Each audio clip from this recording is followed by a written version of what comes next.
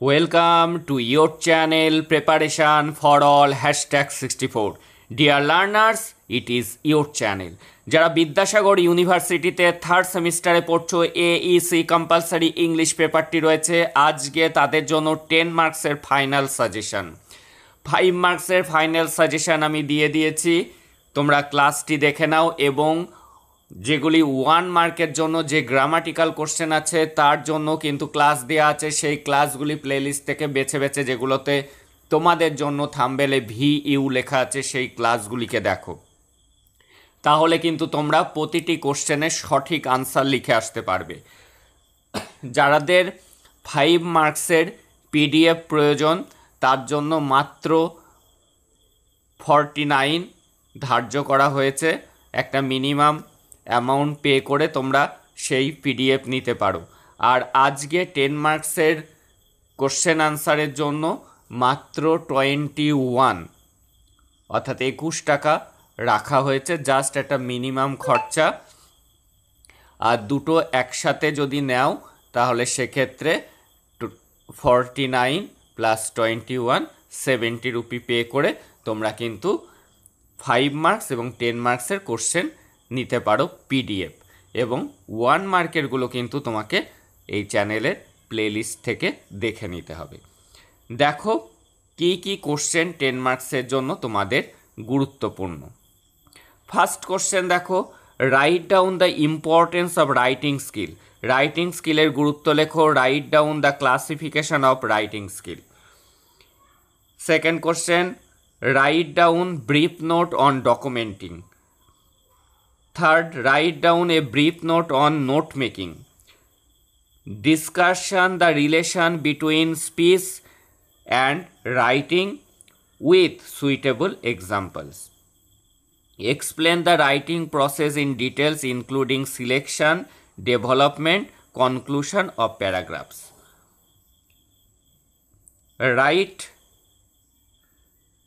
Write the minutes of a college cultural club meeting. Explain e-correspondence and its advantage in modern communication.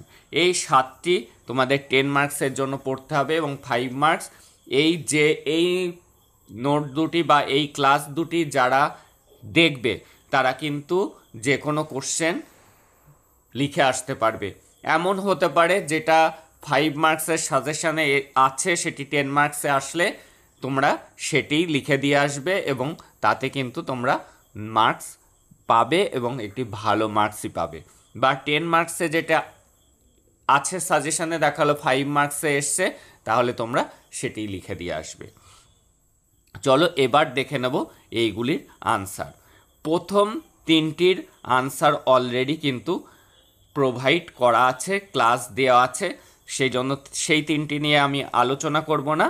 4 number থেকে আমি 4, 5, 6, 7 আজকে ভিডিওতে আলোচনা করব।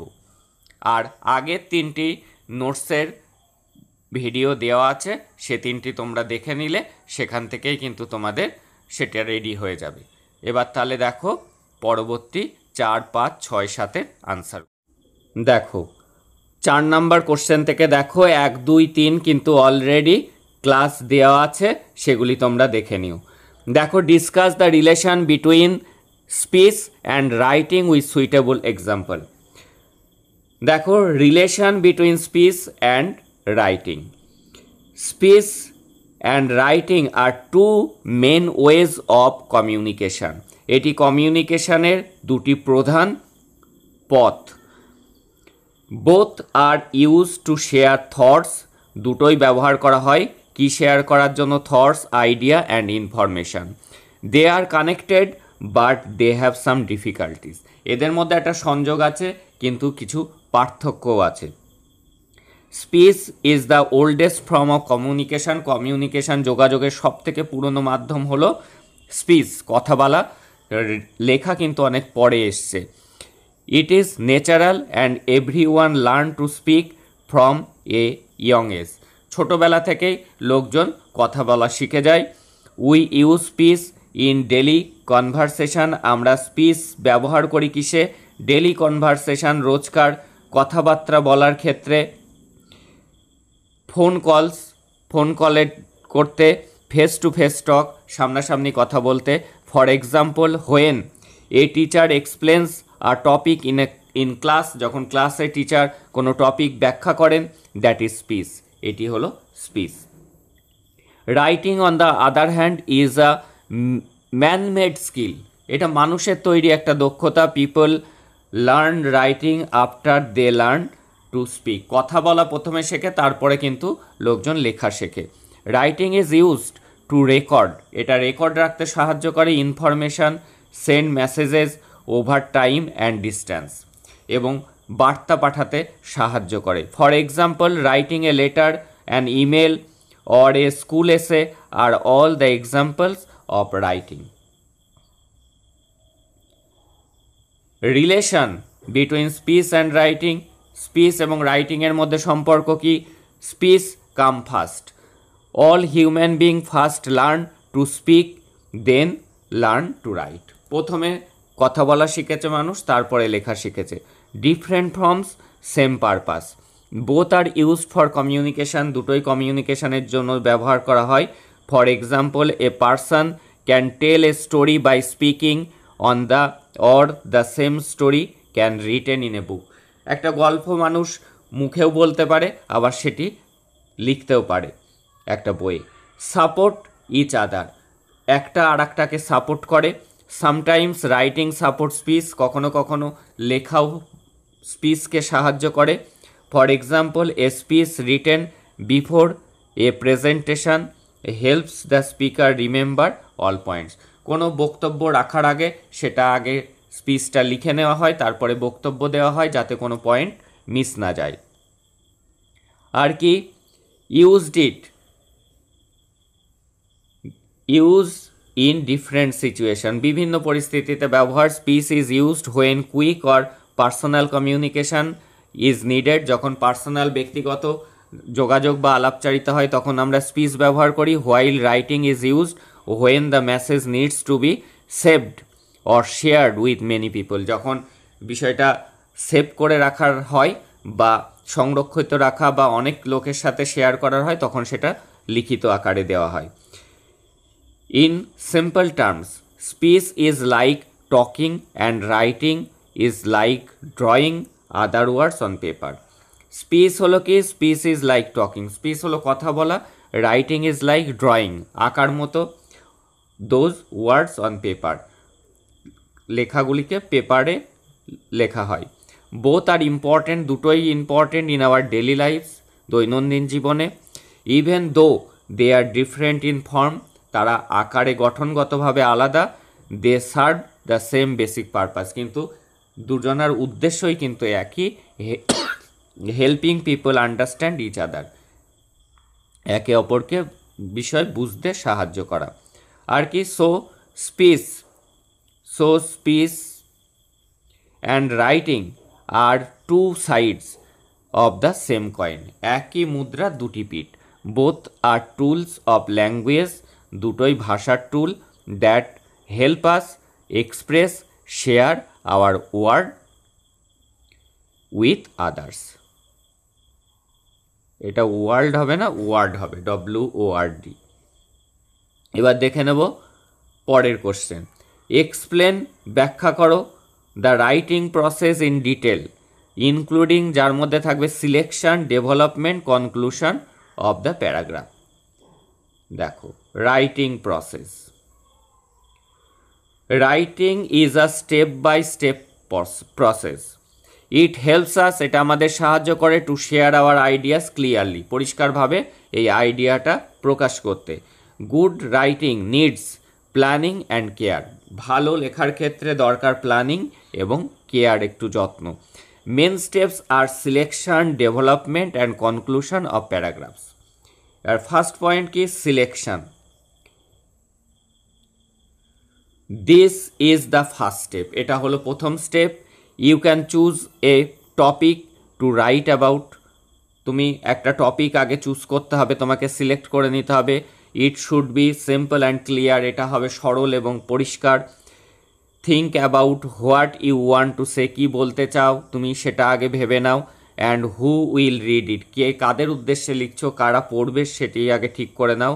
For example, if you writing about your best friend, যদি best friend সম্পর্কে লিখতে চাও, ডিসাইড আগে ঠিক করে নাও। হোয়াট থিংস, কোন জিনিসগুলো, you will tell about them, তাদের সম্পর্কে তুমি বলতে চাও। পরের কোশ্চেন, পরের পয়েন্টস, ডেভেলপমেন্ট। নাও এখন you write main points of the paragraph, প্যারাগ্রাফের মেন পয়েন্টসগুলো তুমি আগে লিখবে। This includes detail, examples and explanation, এর মধ্যে থাকবে কি, ডিটেল লেখা থাকবে, উদাহরণ থাকবে, ব্যাখ্যা থাকবে। Start with a topic sentence that tells the main point, এবং সেই টপিকগুলোর স্টার্ট শুরু করতে হবে উইথ এ টপিক, একটা টপিক সেন্টেন্স দিয়ে, that tells the main idea. এমন একটা হেডিং থাকবে যেটা পড়েই ওর বিষয়বস্তুটাকে বোঝা যাবে। দেন অ্যাড সাপোর্টিং সেন্টেন্সেস, তারপরে সাপোর্টিং সেন্টেন্সগুলো ব্যবহার করতে হবে টু এক্সপ্লেন মোর, আরও ব্যাখ্যা করার জন্য। For example, if your topic is my best friend, যদি তোমার টপিক হয় my best friend, you can describe their nature, hobbies and why you like them, তাহলে তোমাকে কি করতে হবে, তাদের প্রকৃতি, তোমার বেস্ট ফ্রেন্ডদের প্রকৃতি, তাদের হবি, তাদের ভালো লাগা, এগুলি সম্পর্কে তোমাকে ডেসক্রাইব করতে হবে। আগে টপিক নেম দিয়ে দিতে হবে মাই বেস্ট ফ্রেন্ড। এর কনক্লুশনে গিয়ে কি লিখতে হবে, in the last part, conclusion থাকবে সবার শেষে, অর্থাৎ উপসংহার। You write a closing sentence, তোমাকে লিখতে হবে closing sentence, this sums up the paragraph, যেটা পুরো প্যারাগ্রাফের ভিত্তি করে সেই কথাটা হবে। This gives a clear ending, একটা স্বচ্ছ শেষ সমাপ্তি ঘটবে সেই লাইন দিয়ে।